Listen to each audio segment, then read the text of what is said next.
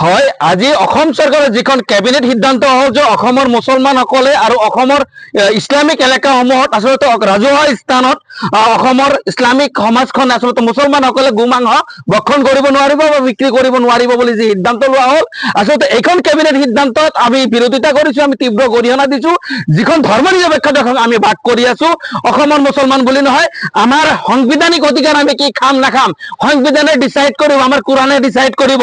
অসমৰ মুখ্যমন্ত্ৰীয়ে আমাৰ খাদ্যৰ তালিকা প্ৰস্তুত কৰাৰ অধিকাৰ কোনে দিলে? আমি অসমৰ মুখ্যমন্ত্ৰীক আৰু কেবিনেট চৰকাৰখনক আমি প্ৰশ্ন কৰিছো যে আপোনালোকৰ মতে অসমৰ মুছলমানসকলে আচলতে কি খাদ্য গ্ৰহণ কৰিব লাগিব নেকি? আপোনালোকে ডিচিশ্যন ল'ব নেকি কোনে কি খাব নাখাব? ভাৰতৰ সংবিধান হ'ল ধৰ্ম নিৰপেক্ষ সংবিধান আৰু গণতান্ত্ৰিক দেশখনৰ আচলতে আমাৰ খোৱাৰ অধিকাৰ আছে।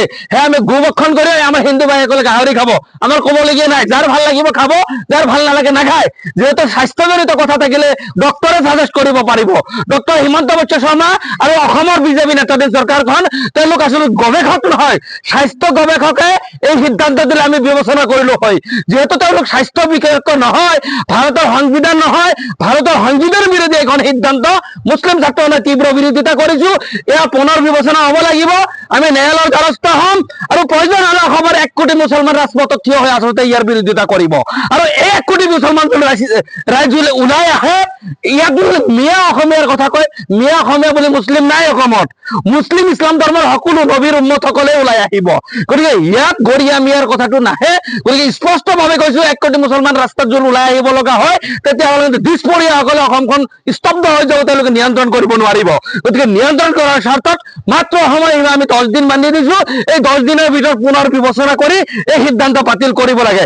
অন্ততঃ অসমৰ যি পৰিস্থিতি হ'ব, তাৰ কাৰণে অসম কেবিনেট আৰু মুখ্যমন্ত্ৰী হিমন্ত বিশ্ব শৰ্মা ইয়াৰ কাৰণে জগৰীয়া হ'ব বুলি আমি স্পষ্টভাৱে জনাই দিছো। বিভিন্ন হোটেলত গোমাংস ভক্ষণ কৰিবলৈ মানা কৰিছে মুখ্যমন্ত্ৰীয়ে। কোনো ধৰণে এই সিদ্ধান্ত মানাৰ প্ৰয়োজন নাই। আমাৰ যিসকল ভাইসকলে উইলিংলি খাই আছে, এই খাদ্যহে এইটোলৈকে আচলতে কালচাৰেল কালাৰ দিয়াৰ কোনো যুক্তি নাহে।